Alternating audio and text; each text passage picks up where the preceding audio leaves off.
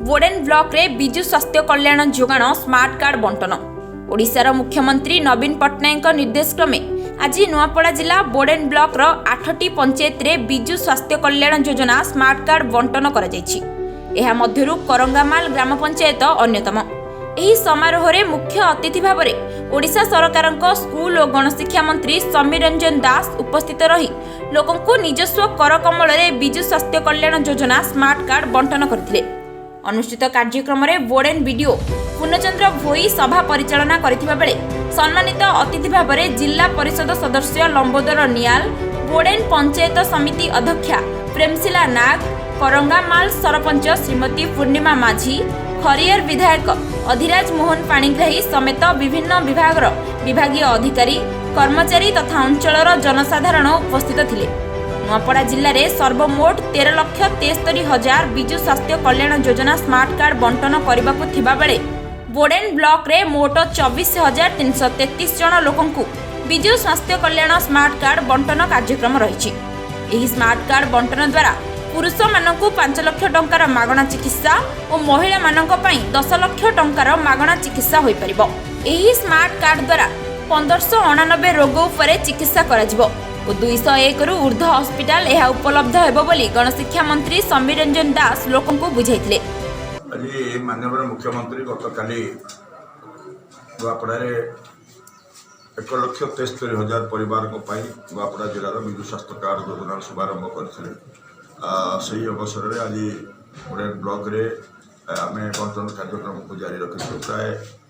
7टी पंचायत आम बंटन प्रक्रिया अलरेडी आरंभ हो जारी अच्छी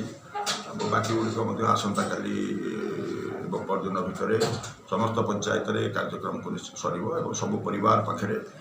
कार्ड पहुँच कहीं कार्ड प्राय बाद जाना लोकों भितर प्रचंड उत्साह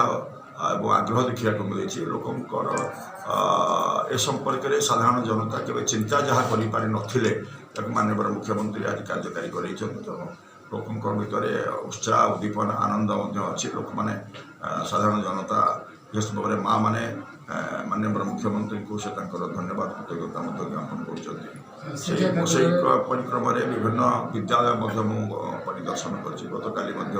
जाइली आज विभिन्न विद्यालय को परिदर्शन कर विशेष भाव में विद्यालय बर्तमान स्कूल रूपांतरीकरण योजना जो स्कूल ट्रांसफॉर्मेशन कार्यक्रम 5T माध्यम स्कूल गुड़िक स्मार्ट क्लास परिणत होता स्मार्ट क्लास को लेकर अत्यंत आग्रह अच्छी पिला भितर एक गोटे कॉन्फिडेंस लेवल ग्रो करुच्ची जहाँ पिला भावी नथिले एपरि भाव सुजोग पाठ पढ़ाई सुजोग पाइबे बोली आज सृष्टि होती। सरकारी विद्यालय प्रति पिला अभिभावक मान आग्रह वृद्धि पाई सेपरी समस्या मो पाखे सेमती किसी कथा ना कौटी कौटी स्कूल शिक्षक मान जो कथाटा आसी शिक्षक नियुक्ति अलरेडी आपने जानते प्रक्रिया अलरेडी जारी अच्छी समस्त परीक्षा गुड़िक जारी अच्छे हिंदी संस्कृत परीक्षा होगी रिजल्ट बाहरी सारी पीईटी रिजल्ट बाहरी सारी टीजीटी आर्ट्स टीजीटी साइंस परीक्षा गुड़िक कंटिन्यू करें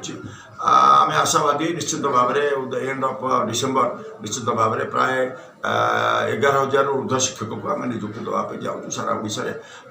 डीओ मान मध्यम कौ स्कूल में कौन सर्टेज अच्छी शिक्षक अलरेडी तार तालिका जाइए जो स्कूल शिक्षक आवश्यकता अच्छी से अनुसार शिक्षक दि ये तो बहुत पुराना कथा से संपर्क में नकली शिक्षक जो मैंने अच्छा अलरेडी निर्देश दि जाए डीओ मानक से इनक्वारी कर पठे जो भी नकली शिक्षक मैंने फाइंड आउट होती जो मैंने आइडेंटिफाई कराई से नुआपड़ा जिल्लारू नवकुमार बाग को रिपोर्ट न्यूज 11 ओडिशा।